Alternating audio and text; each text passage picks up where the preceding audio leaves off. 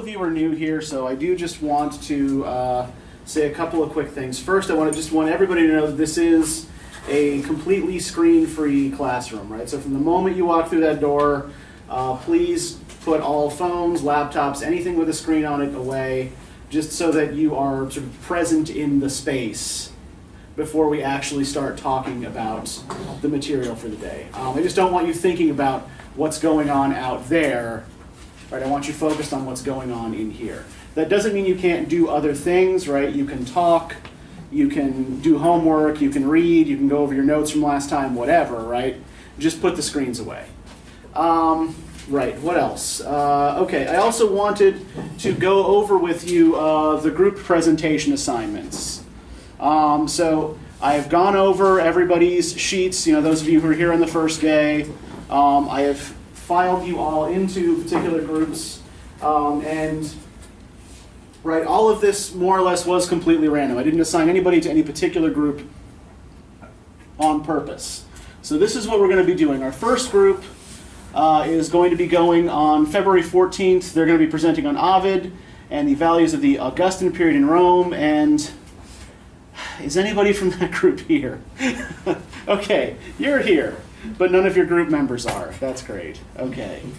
So when I call your name, indicate please to the rest of your group who you are, so that at the end of the period, you guys can get together and exchange information and start getting to work on your projects. Okay, so for the Tao Te Ching and the Warring States period in China, virtually everybody in the class whose name starts with a K, it seems, and Demaricus. Okay, so Demaricus Johnson is right here. Corbin Etheridge, Kathy Tran, Kanisha Tooks is not here, right?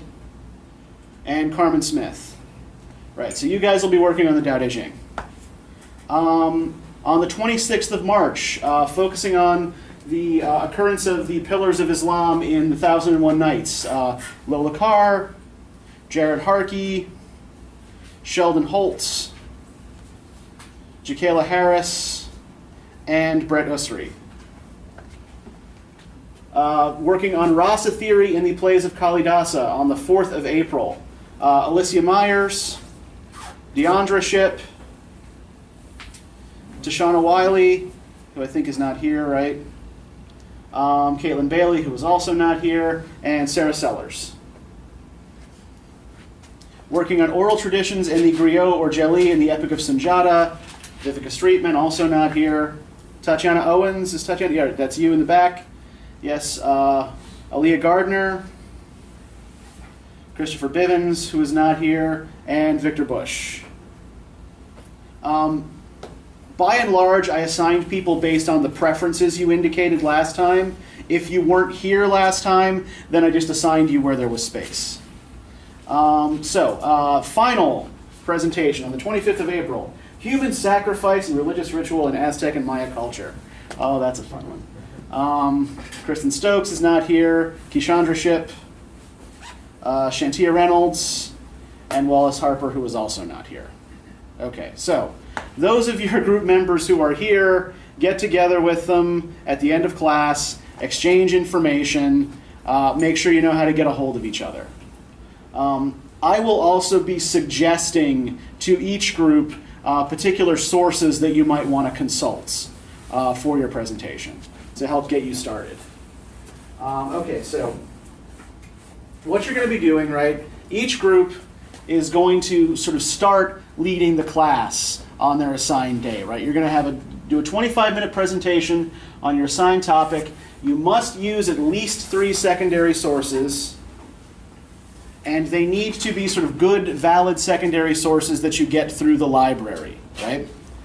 Do not just Google random shit and hope that you get something that works, right? You have to use the library to get these sources.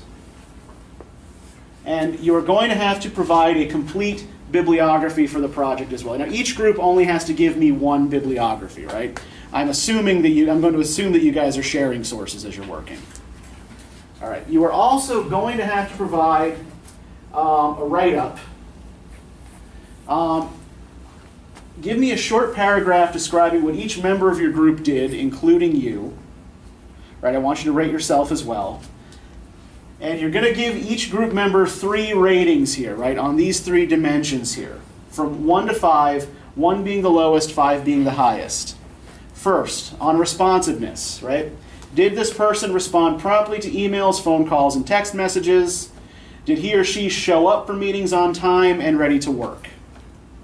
Secondly, rate your group members on their collegiality, right? Were they pleasant to work with, right? Were they nice to you? Were they nice to other people? Did they resolve conflicts with other group members in a mature fashion? And I also want to know about each person's intellectual contribution, right?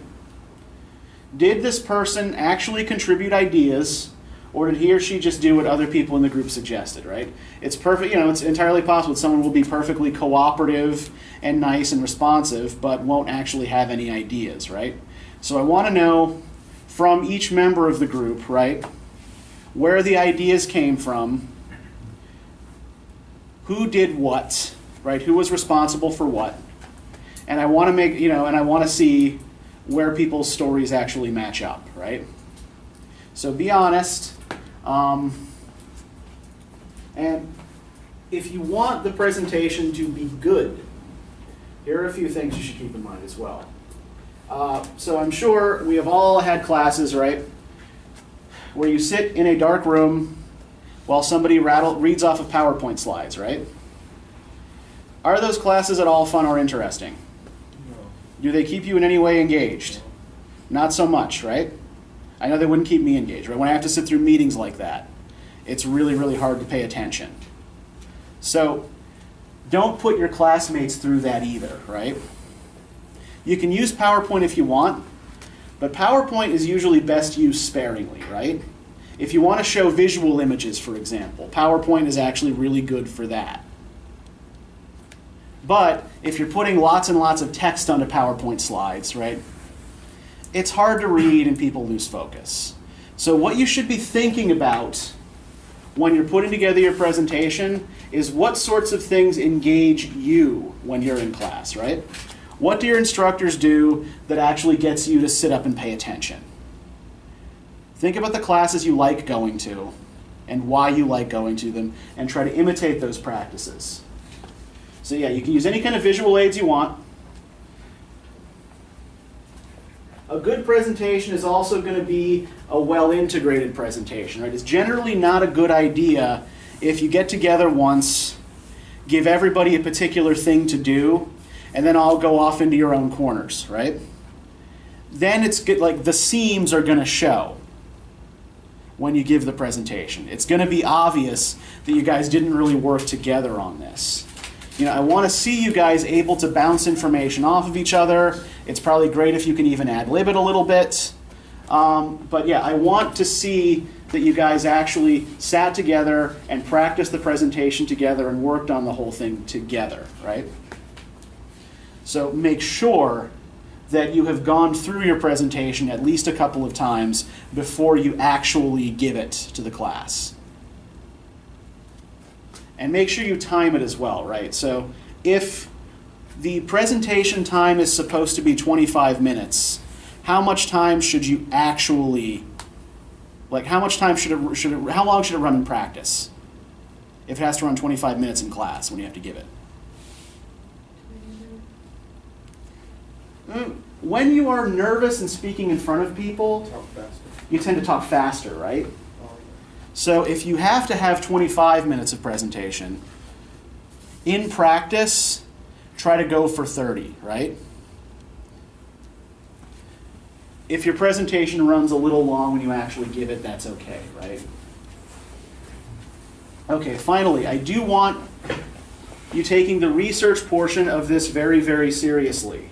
I expect everyone in the group to have read at least your main text in full, not just in summary. And the sources that you use should be similar to the kind of sources you're going to use in your final paper. So this means no online sources, no summaries, no popular newspapers or magazines, right? Everything should be a scholarly source that you get from the library. So scholarly reference works, journals, and books. So here's how you're going to be graded, right? It's 15 points total. So your overall command of the material is going to be worth 5 points. The quality of your supporting materials, right? The quality of PowerPoint or visual aids or whatever else you have, right? Handouts, however you decide to do this, that's going to be worth 5 points. The quality of your research will be worth 3 points. And comments from your group members will contribute 2 points to your grade, right? For a total of 15 points. So does anybody have any questions about this? Everything more or less clear? Also, as far as filming goes, right? I won't be filming these unless you want me to, right? If I have your permission to film your presentation, I will. Otherwise, I won't, right? You'll never be filmed without your permission. All right, so are we sure we have no questions?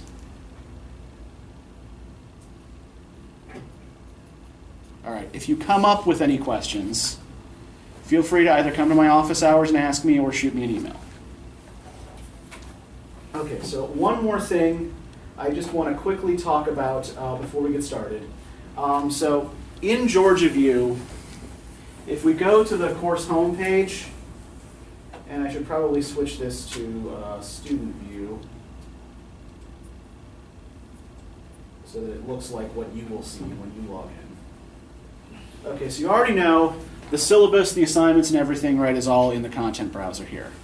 But I have a folder for each of the texts we're reading as well. And in these folders, there are a couple of resources for you, right? Each of them, for example, contains a bibliography. So these are the sources that I consulted before standing up in front of you and lecturing about this, right? This way you can see where I'm getting my information from. And when it comes time to write your final papers or do your presentations, this also gives you a starting point for your own research, right? So I don't want to hear anybody say I couldn't find any sources, right? I'm giving you the names of sources right here. And all of them are available, at least, if not from our library specifically, at least through the USG consortium, right? So all of these are available to you, at least with proper planning. Also, in each folder, I've got links to websites and to videos that you might find helpful in understanding the text that we're reading. Like, so for Gilgamesh, for example, what we're reading today and next Monday. Right, I have here a link to a chronology of Mesopotamian history. Right, so you can try to fit the Gilgamesh epic into an actual historical timeline, if you so choose, if that helps you. We've got as well, this is slow, right? This is all fairly simple, right? But here we have a map of Mesopotamia, right? I'm actually going to leave this up because it will be helpful for our conversation about this in a moment, right? So Uruk, the city that Gilgamesh comes from, we see is right here, near the Persian Gulf, on the banks of the Euphrates River.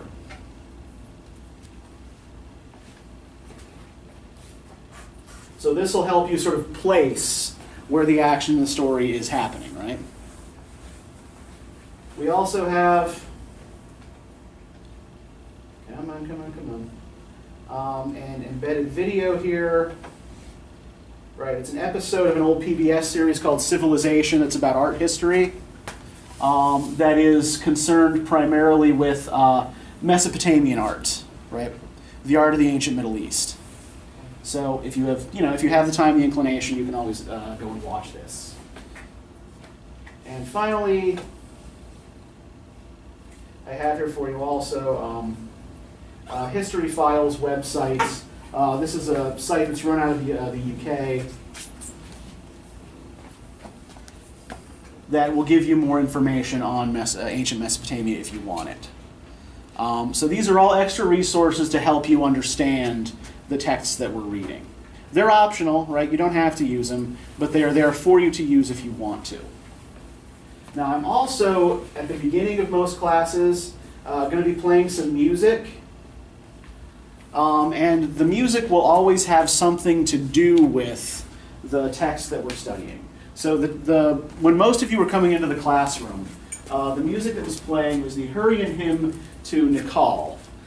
This is one of the oldest pieces of music that we are aware of, right? It's recorded on a cuneiform tablet. Do any of you know what cuneiform is?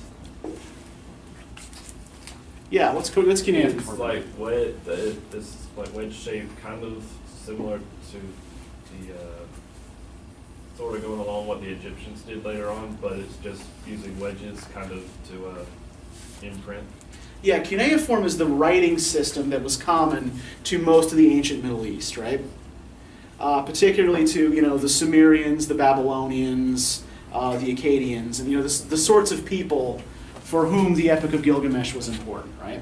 And as Corbin was saying, it's wedge-shaped characters that are carved into clay tablets using a stylus, and the tablets are baked hard. Now, one thing about cuneiform. This is also true of Egyptian hieroglyphics, right? It's not an alphabet. An alphabet is a set of symbolic representations of specific consonant and vowel sounds, right? Cuneiform is what's called a syllabary. So each little cuneiform symbol represents a syllable in a word, right? They don't make up complete words, and they don't make up individual sounds within a word. They make up complete syllables. So that's part of what makes cuneiform and similar writing systems like hieroglyphs so complex, right? Is that alphabets are a lot simpler because there are fewer consonant and vowel sounds it's possible to make than there are possible syllables in a language. So writing was, for ancient peoples, almost like magic. Right? You had to have a command of so many different symbols in order to write anything. Right? This was a very, very specialized skill set. Right, so, do any of you guys have any questions about Gilgamesh or observations about the Epic of Gilgamesh before I get into this sort of thing any deeper? Was there anything that really interested you or really confused you about this?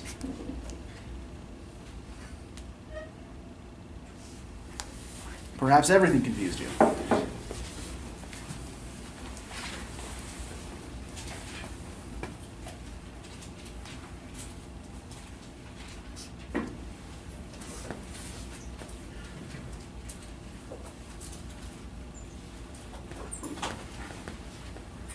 I've read this several times Okay. over the course of whatever, Sure.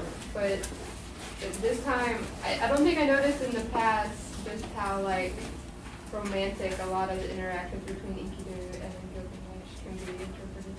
Okay, yeah, and that's, there are two schools of thought on this, right? One school of thought is that the relationship between Gilgamesh and Enkidu is genuinely romantic, right? And that they are more than just good friends, right? Now, some evidence of this would be sort of where their first meeting occurs, right? When Gilgamesh and Enkidu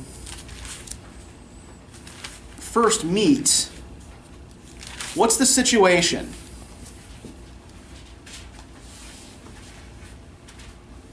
What is Gilgamesh on his way to when he first encounters Enkidu? A wedding? He's on his way to a wedding, right? But it's a little bit more complicated than that. What does Gilgamesh, as king, have the right to do? Have sex with the bride before the groom does. Yeah. This was a not uncommon practice in some ancient cultures, right? Kings were very much connected with the fertility of the land and of the people, right? This was the king's primary job, was to guarantee that everything continued to be fertile. And this includes the wombs of most of his female subjects. So yes, the king had the right to sleep with a bride before her new husband did. And this is what Gilgamesh seems to be on his way to do when Enkidu steps in his way, right? Enkidu has heard about this practice and is horrified by it. So it's actually, like, it's debatable whether that's what Gilgamesh, like, if we look at the actual passage, page 108, 109. In Uruk at this time, sacrifices were underway. Young men were celebrating. The hero stood ready for the upright young man. For Gilgamesh, as for a god, the partner was ready. For the goddess of lovemaking, the bed was made. Gilgamesh was to join with the girl that night. So it's not entirely clear whether he's actually going and interrupting somebody's wedding, or whether this is some sort of established local fertility ritual, right? Because that sort of thing also happened. So the important thing here, though, right, is that Enkidu stands in the doorway, right? And this is one thing to remember about Enkidu throughout the entire epic, right? Enkidu is the man in the doorway.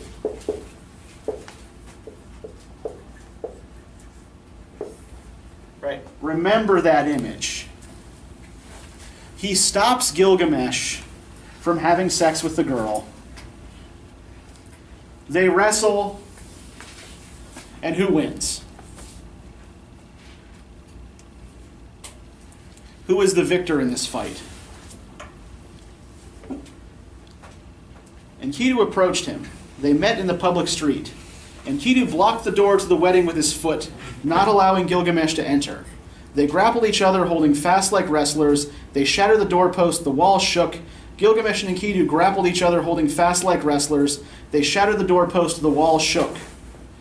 They grappled each other at the door to the wedding. They fought in the street, the public square. It was Gilgamesh who knelt for the pin, his foot on the ground. His fury abated, he turned away.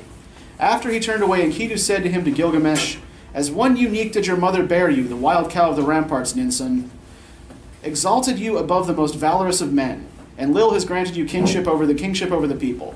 They kissed each other and made friends. So who's the winner in the fight? Enkidu. Actually, Gilgamesh. Gilgamesh kneels for the pin, right? Oh. Yeah, Gilgamesh defeats Enkidu. We'll explain in a moment why Gilgamesh is able to defeat Enkidu, right? Gilgamesh beats Enkidu.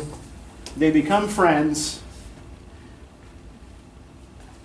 And yeah, so Gilgamesh has interrupted the usual course of, or Enkidu has interrupted the usual course of Gilgamesh's sexual practices, right? And because they then become so close, this is sometimes interpreted as a homosexual relationship. Now, there is also some evidence against this as well, though. And a lot of this comes from sort of understanding the norms of ancient Mesopotamian cultures. It is unusual in the contemporary West for male friendships to be very touchy-feely, right? It is weird for male friends to walk up and kiss each other, right? It's not considered normal. Right? A handshake or a slap on the back, or the famous "I'm hugging you but I'm hitting you" movement, right? Oh, yeah. Right? We must combine affection with violence. Yeah, so things that we do not interpret as normal, or that we interpret as romantic practices, were not interpreted as such when this epic was written in the culture in which it was written. Intense male friendships, physically demonstrative male friendships, were actually quite common. So there's nothing necessarily sexual between Gilgamesh and Enkidu. Right? The likelihood, given the cultural context, is that they really are just really good buddies, right? And, there were ceremonies for cementing a friendship, in manners that were kind of like a marriage, right? No, but they also refer throughout the epic to both of them potentially having wives and children. Now, I would argue that the whole man in the doorway thing gets in the way of either of them starting families, but that is considered a step on the path to adulthood here, right? Enkidu helps keep Gilgamesh in a kind of arrested adolescence, where Gilgamesh is running around having adventures with his buddy, rather than settling down and becoming an adult and becoming a better king. Now, what has happened to... Is Enkidu supposed to be more or less Gilgamesh's equal? No, he's not supposed to be. Why not? Because he's not royalty. He's not from the kingship. Well, where does Enkidu come from? What is Enkidu?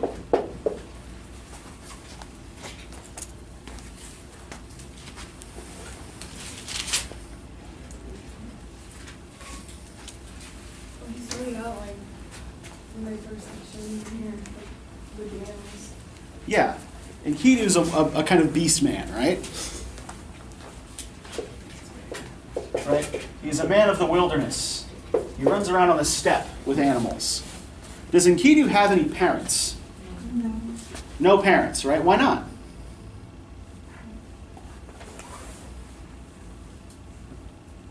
Everybody's got parents, right? Did he come from the stars or something? Sort of. Maybe. Because God creates him. Yeah, he's created by the gods, right? Oh, yeah. In response to the complaints of Gilgamesh's people. Right.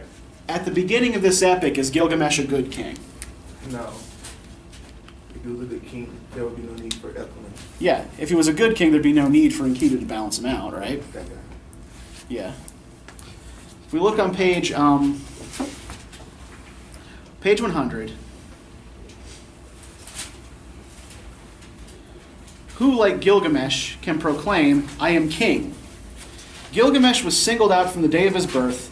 2/3 of him was divine, 1/3 of him was human, right?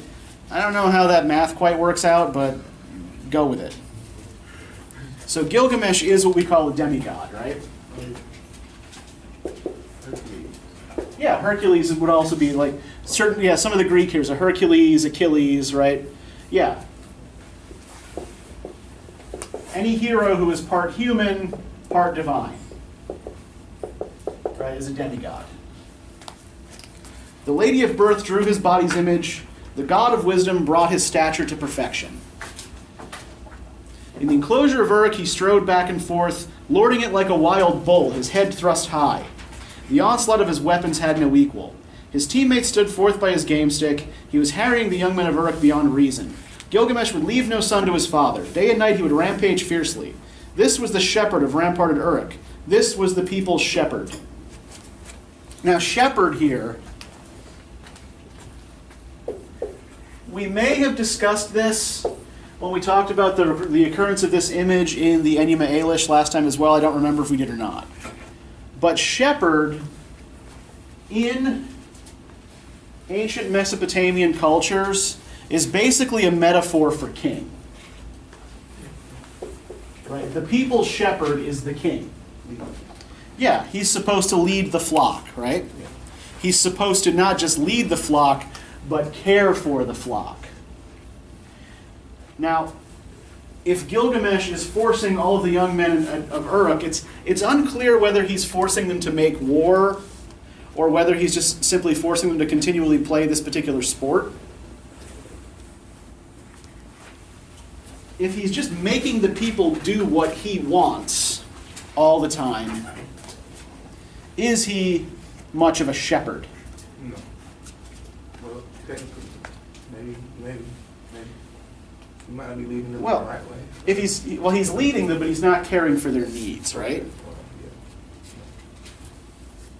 So when the epic says, this was the shepherd of ramparted Uruk, this was the people's shepherd, bold, superb, accomplished, and mature, right? This is sarcasm, right? Gilgamesh is a dick. Right? Gilgamesh is a shitty king who behaves selfishly and won't let his people alone, right? Gilgamesh would leave no girl to her mother, the warrior's daughter, the young man's spouse. Goddesses kept hearing their plaints. The gods of heaven, the lords who command, said to Anu, right? And this is where they command the construction of Enkidu, who is supposed to be Gilgamesh's equal, right? Who's supposed to balance out Gilgamesh. So, all right, we've got someone who's just as strong as Gilgamesh now, where Gilgamesh is city man, right? Civilized man. Enkidu is wild man. When these two meet, they will balance each other out. And then Gilgamesh will just leave his people the hell alone. Stop hurting them. But what happens to Enkidu when he meets Gilgamesh?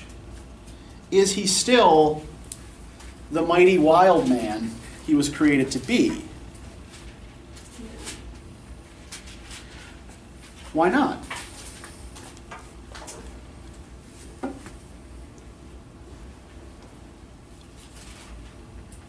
What happens? Yeah, his encounter with this woman Shamhat, right? Now, when they refer to the harlots in the epic, they don't just mean prostitute, right? What Shamhat is a priestess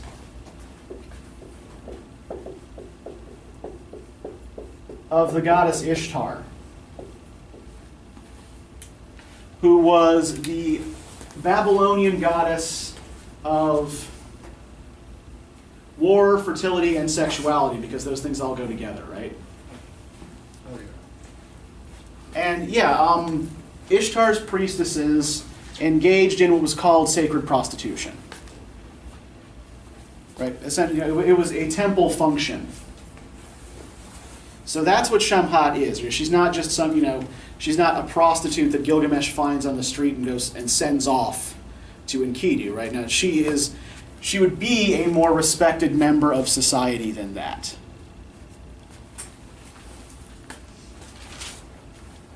And so what happens to Enkidu when he meets Shamhat?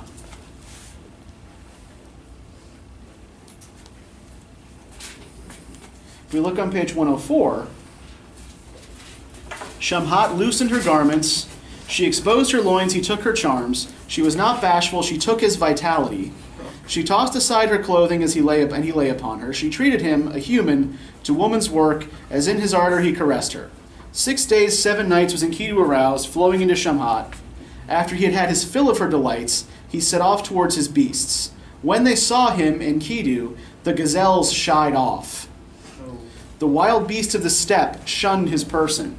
Enkidu had spent himself, his body was limp, his knees stood still while his beasts went away. Enkidu was too slow. He could not run as before. But he had gained reason and expanded his understanding. So he spends a whole week having sex with Shamhat, right? Oh, yeah. And then what condition is he in at the end of all this? How is he changed by this?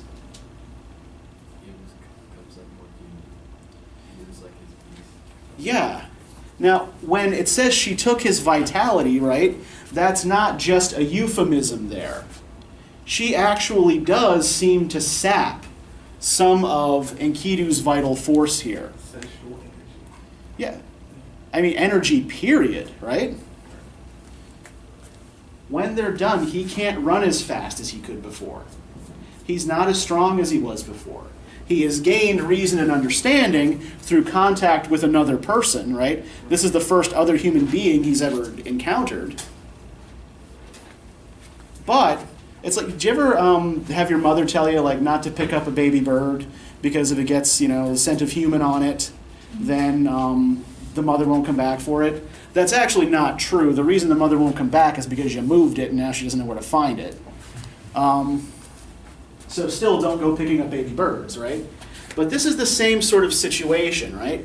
Enkidu can't run around with the gazelles anymore. He can't be with the beasts anymore because he now has stink of human on him.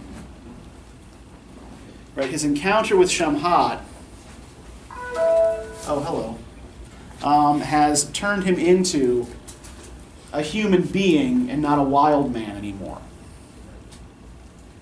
And he had understanding with the king. What was his name? What was his name? Gilgamesh is the, Gilgamesh, yes. Yeah, he has understanding now because he has not had sex with a woman, so he understands how get it right when it's time to do it. Well, this is just the start of the civilizing and taming process of Enkidu, right? So this process starts with sex, right? But is she done with Enkidu here? What else has to happen before he's really civilized? What else does she give him or do for him? She gives him bread and beer and Uh-huh. takes off his hair with water Yeah. and oil, turns him into a Mhm. man. Yeah. Even before she gives him the bread and the beer, what does she give him? Yeah. She takes off, part of her garment and gives it to him. It's like, here, wrap yourself up, right?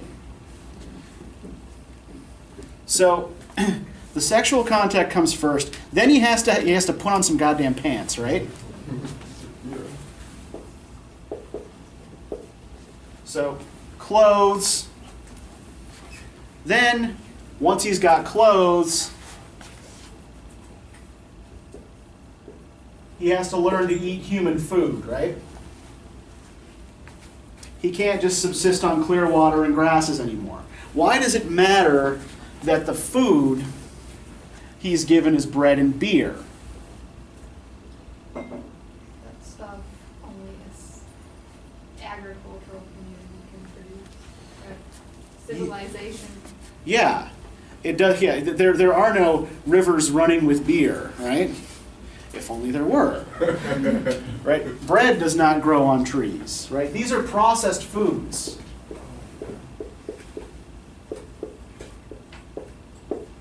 Right? Processed foods doesn't mean, it doesn't just mean, that shit that you buy in a box at the supermarket and stick in the microwave. A processed food is any food that requires some sort of industry or activity to produce, right? So both of these require agriculture. You have to grow grain, and then you have to process that grain into something edible. Hence the bread and the beer. And pay attention to bread imagery throughout this epic, right? This isn't the first time this is the first time bread is going to be important, but it's not the last, right? Bread is actually a really, really important image in the epic, particularly in the second half. Now, what about the next thing that Enkidu gets? Once he's been fed the bread and has consumed the beer and is feeling pretty good about himself and satisfied with life, then what happens? Okay, eventually, the guy comes along with a tray of food for the wedding, right? But even before that, right? He kills animals. Yep, he kills animals for the shepherds. So he's had a turnaround, right? Instead of running with the lions, he hunts them so that they don't get into the sheepfold. On page 107, around line 40 or so, right? His mood became relaxed. He was singing joyously. I mean, if he just drank 7 beers, right? This is fairly reasonable. He treated his hairy body with water. He anointed himself with oil, turned into a man, right?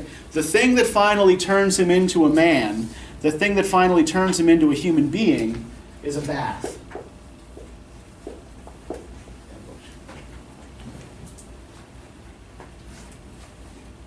This is another image you're going to want to watch throughout the course of the epic, right? A bath usually indicates a change in state. The character is not the same after the bath as he was before. Right, so this bath is what turns Enkidu into a man, right? He anointed himself with oil, he turned into a man. And then he goes and meets with Gilgamesh and stands in the doorway, right? Now, are any of you familiar with the meaning of the word liminal?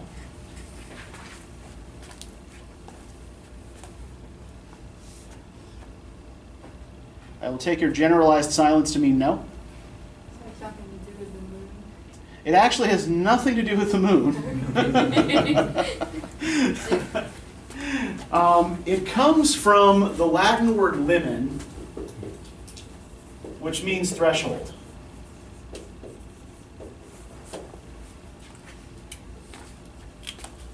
Which is why the idea of the man in the doorway is sort of a good way to introduce this concept, right? So, a liminal space is a space that isn't quite one thing and isn't quite another, right? So, say like a beach. Not quite land, not quite ocean, but is also both. A clearing in a forest. Not quite forest, not quite meadow, but is also both, right? And it's in these kind of liminal spaces that we often see in mythology, worlds crossing over. Now, people are also often caught in liminal states. The word actually is originally used in anthropology. There's a guy by the name of, what is it? Who the hell is he and what was the name of the book that he wrote? Victor Turner.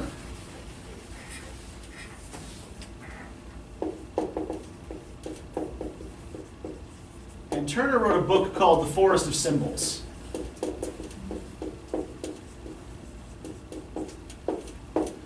It's specifically a study of the ritual practices of a particular nation in Africa. I don't remember which off the top of my head. But the basic idea here, right, is that a liminal state is the state that a participant in a ritual enters into when they begin the ritual, right? So the purpose of the ritual is to turn you into something else.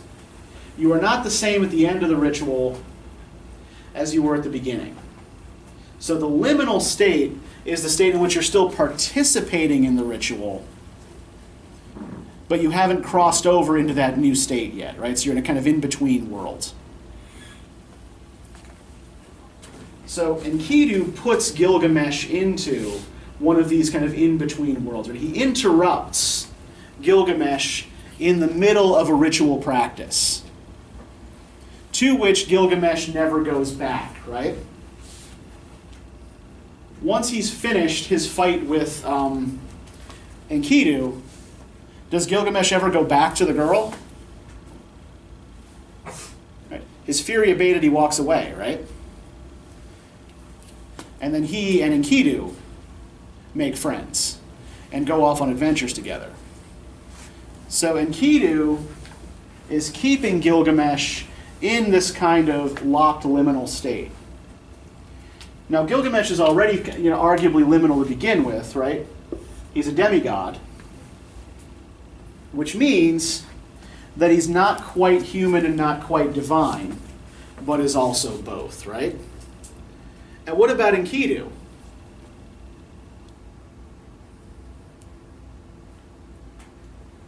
Enkidu, being a kind of beast man, right, is not quite human, not quite animal, but is also both.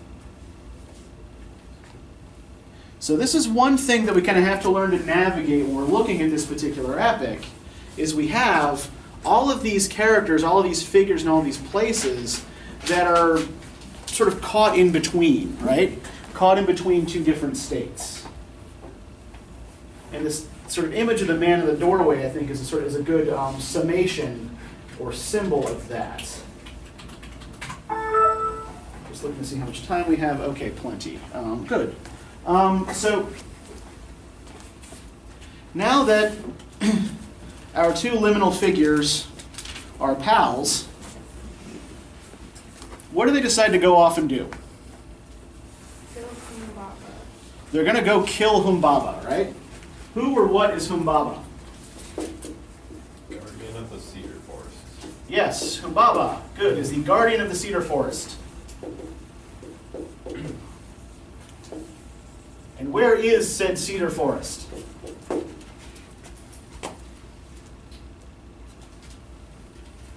It's where Enkidu grew up. Or near there. Ish. The Cedar Forest is in Lebanon, right? So this is where Gilgamesh and Enkidu live, right? Uruk. In what is now southern Iraq. Does anybody know where Lebanon is on this map?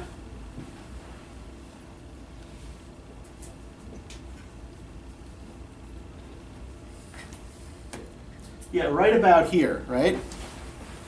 On the eastern coast of the Mediterranean Sea. So, particularly given that we're talking about a world with no airplanes and no automobiles, right? No trains, no buses, no modes of instant transit, right? No teleportation devices. Oh, yeah. Is Lebanon anywhere near Uruk? So could Humbaba possibly be any threat to Gilgamesh or his city? Not that right Probably not, right? He's way too far away to actually be bothering the people of Uruk, right? Now, Gilgamesh is bothering the people of Uruk, right? Gilgamesh is a consistent pain in their ass. But Humbaba is much too far away to be an actual problem. So why is it that they have to go off and fight him? Is that just because that's what people in an epic do?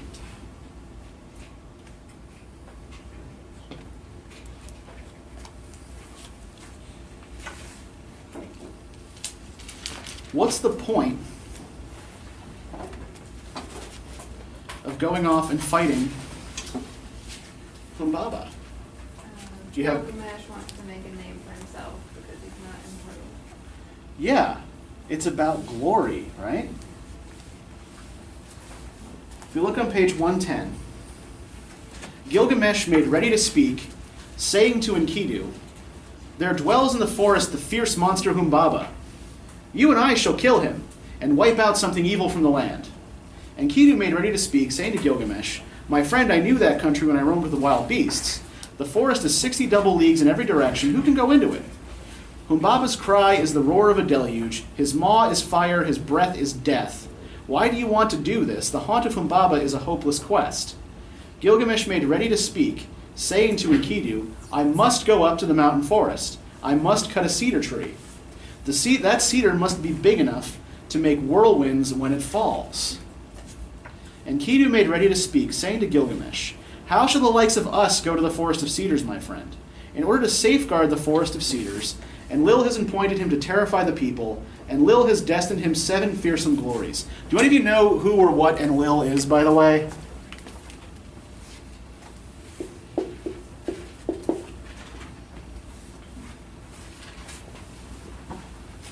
The Enlil is the most powerful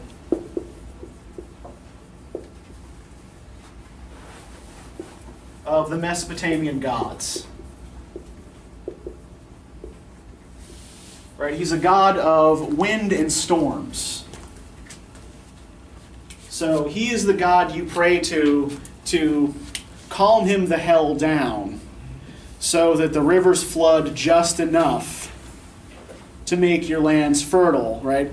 Not enough so that they destroy your crops. That journey is not to be undertaken. That creature is not to be looked upon. The guardian of the forest of cedars. Humbaba's cry is the roar of a deluge. His maw is fire. His breath is death. He can hear rustling in the forest for 60 double leagues. Who can go into his forest? Adad is first and Humbaba is second. Who, even among the gods, could attack him? in order to safeguard the forest of cedars, and Lil has appointed him to terrify the people, and Lil has destined him 7 fearsome glories. Besides, whoever enters his forest is struck down by disease. Gilgamesh made ready to speak, saying to Enkidu, "Why, my friend, do you raise such unworthy objections? Who, my friend, can go up to heaven? The gods dwell forever in the sun. People's days are numbered. Whatever they attempt is a puff of air. Here you are, even you, afraid of death. What has become of your bravery's might? I will go before you. You can call out to me, go on, be not afraid. If I fall on the way, I'll establish my name, Gilgamesh, who joined battle with fierce Humbaba, they'll say." So yeah, as Sarah said, right, the goal here is glory. The goal here is establishing a name that will survive on Earth after Gilgamesh is gone. Now this is all related to the Mesopotamian afterlife concept, right? Most ancient religions don't have much of an afterlife concept, right? There is a world of the dead, right? But it's usually a physical place, either on an island or inside the earth, right? Someplace inaccessible, where the spirits of the dead are gathered, and where no one is either rewarded or punished, right? Essentially, it's a kind of eternal boredom. So once you are dead, you no longer matter. You no longer count for anything. Right? Death is not important. Life is important. And what you do while you're alive. Right? Your memory in the world above is what lives on after you, right? That's your reward, either through your descendants or through memory of your actions. So this is why it matters so much to him to go off and fight Humbaba and cut down the cedar trees, right? Because this way, he's more or less certain of being remembered when he's dead.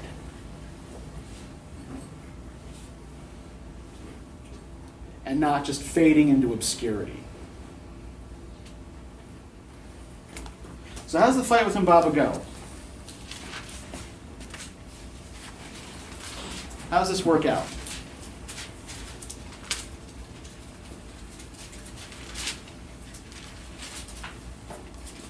It takes them an awful long time to get there, right?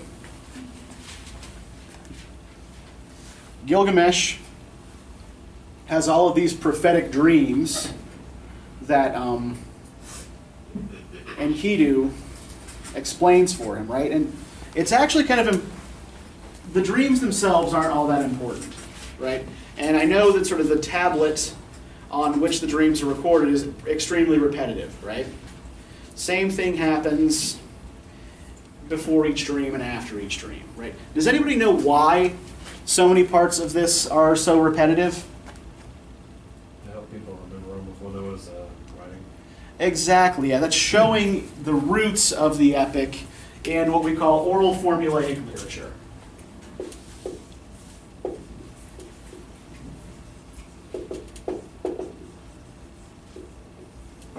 Right. Before these stories were written down, they were remembered by people whose job it was to recite them. Whether for entertainment or for ritual purposes, we're not always sure, right? But the earliest written versions of the Gilgamesh epic date from about 2700 BCE.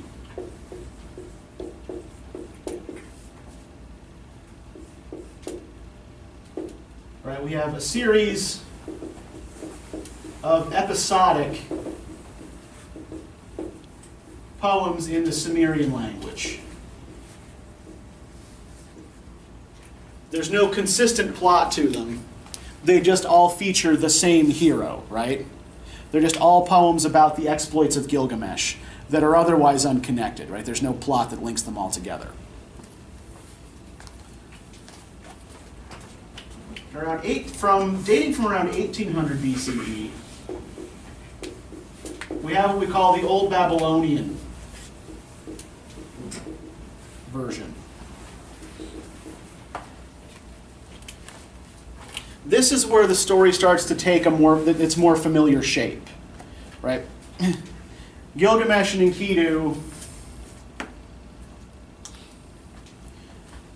follow a consistent set of adventures, right, that have a definite sort of endpoint that are all linked together, right?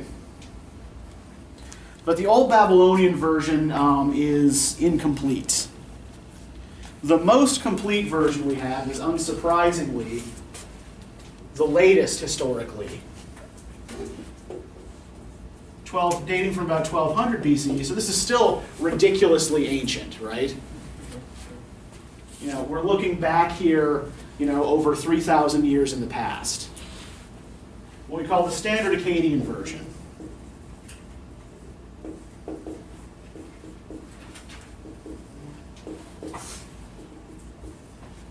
Right, and you know, Sumerian, Babylonian, Akkadian, right? Those are the languages that these are written in, right?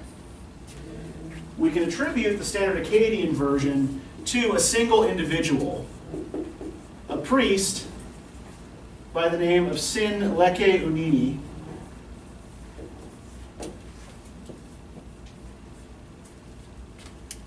probably a priest of the Babylonian moon god Sin, given the first syllable of his name.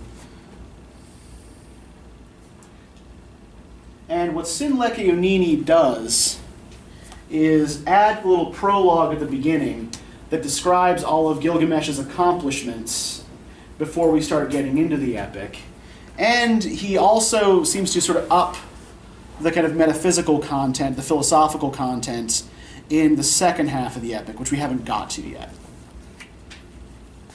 But we still use the Old Babylonian and Sumerian versions to fill in gaps in the Standard Akkadian version, right?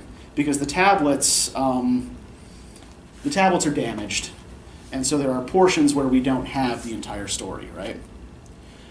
But anyway, in this repetitive portion where Gilgamesh keeps having dreams, right? Notice that they always go to the top of a mountain to camp, and then they pray and they put down the circle of flour, and Gilgamesh has his dream, right? Does anybody know why they are always praying on the tops of mountains? Or can anybody guess? That's where they're closest to the gods. Exactly, yes. Ancient religious practices tended to follow often a kind of very physical logic. If you wanted to reach the gods in the sky, you went up a mountain, right?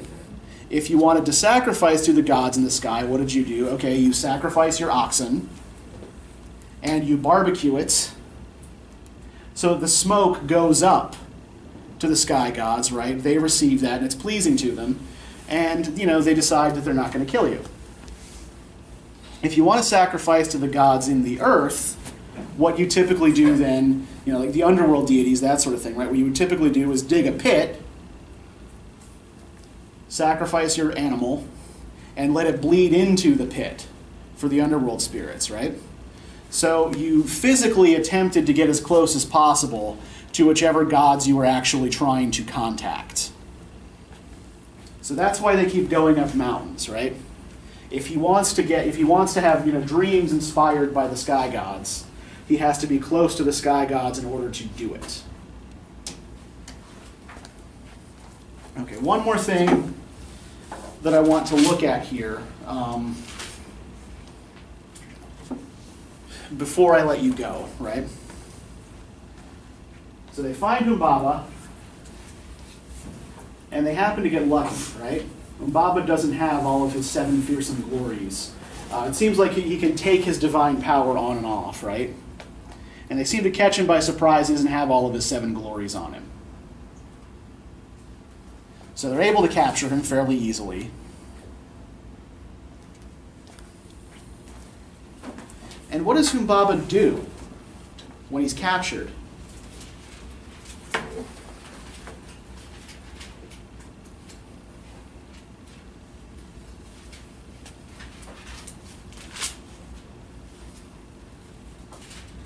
If we look on page 122, Humbaba begged for life, saying to Gilgamesh, You were once a child, Gilgamesh. You had a mother who bore you. You were the offspring of Ninsum the wild cow. You grew up to fulfill the oracle of Shamash, lord of the mountain. Gilgamesh, scion of Uruk, is to be king. O Gilgamesh, spare my life. Let me dwell here for you as your... Say however many trees you require. For you I will guard the myrtle wood. So what is Humbaba willing to do? Be a servant. Yeah, he submits, right? He surrenders. And says, I will serve you, Gilgamesh. Why does Gilgamesh kill him anyway? Enkidu kind of suggests to. Yeah. Enkidu was created to counteract Gilgamesh's nastier drives, right? Enkidu was supposed to be the counterbalancing force to Gilgamesh. But since Enkidu has come to the city and become civilized, right? He's become more like Gilgamesh. He's picked up some of Gilgamesh's nastier tendencies. And so when Gilgamesh actually wants to hold back and show mercy, Enkidu encourages him to kill, right? Enkidu made ready to speak, saying to Gilgamesh, my friend, do not listen to what Humbaba says. Do not heed his entreaties. Humbaba is speaking to Enkidu. You know the lore of my forest, and you understand all I have to say. I might have lifted you up, dangled you from a twig at the entrance to my forest.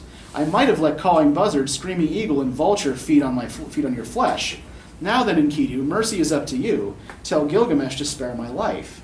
Right? So Humbaba reminds Enkidu, like, I could have crushed you like a bug anytime I wanted to, and I didn't. And now you tell your friend to kill me, right? I showed you mercy, but you'll show me none? Enkidu made ready to speak, saying to Gilgamesh, my friend, Humbaba is guardian of the forest of Cedars. Finish him off for the kill. Put him out of existence. Humbaba is guardian of the forest of Cedars. Finish him off for the kill. Put him out of existence. Before Lil, the foremost one, hears of this, the great gods will become angry with us. And Lil and Nippur, Shamash and Larsa, establish your reputation for all time. Gilgamesh who slew Humbaba. Now what's important here is the final argument that Enkidu uses on Gilgamesh to get him to do the killing, right? What's the last thing he says to Gilgamesh here? You will establish your reputation. Yeah, you will establish your reputation, right? This is going to make your name. This is going to make you immortal. People are always going to remember you as the guy who killed Humbaba, right? Not the guy who forced him to surrender and took a couple of trees, right? The guy who slew the monster. That's what you want to be. That's the kind of hero you want to be, right? Right? And so, the beheading and dismemberment of Humbaba commences. And this is where we end the portion that we looked at for today, right? So I want you sort of thinking about the consequences that Gilgamesh and Enkidu have to pay for this particular action next time. I have a couple of reading questions for you as well. Now, I am not going to be here next week. My wife has to have surgery in Jacksonville, so I will be out for the week. What I am going to do, right, I am going to give you a link to a YouTube channel, right, with videos from last semester of my, the lecture on the second half of Gilgamesh and the lecture on the portions from Genesis that I want you to read. I want you to watch those videos and be prepared to take a quiz on them the week I come back, right? So keep up with the reading, watch those videos, and we will reconvene in a week and a half. All right, so reading questions are here. Take what you need, photograph them, write them down, whatever, and we'll see what we can do.